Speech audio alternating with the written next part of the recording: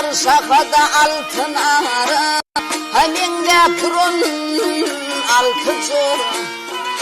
İşten kaydıp akşam arı, uyudun su çekip gitti.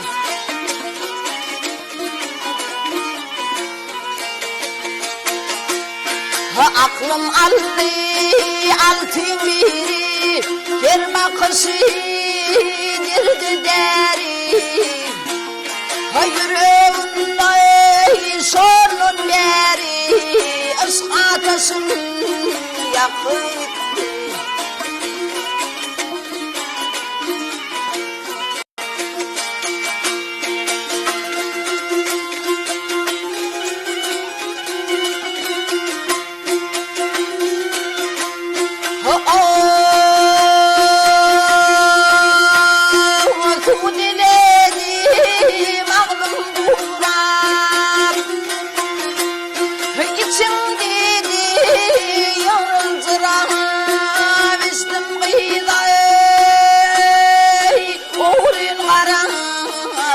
Yakamdan akıl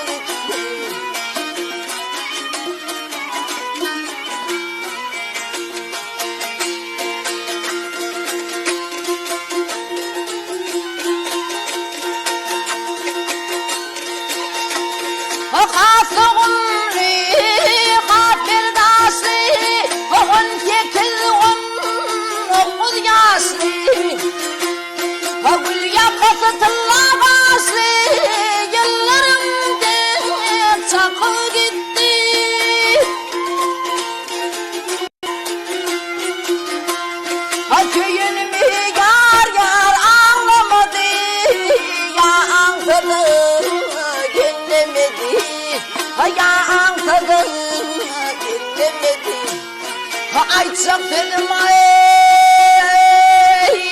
dinlemedi, benim ağzım hakkı gitti.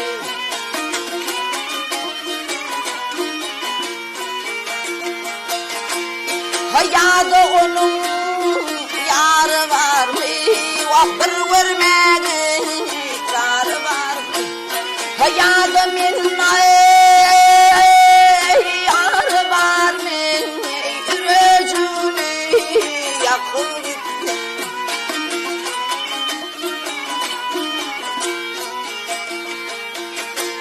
Hayada min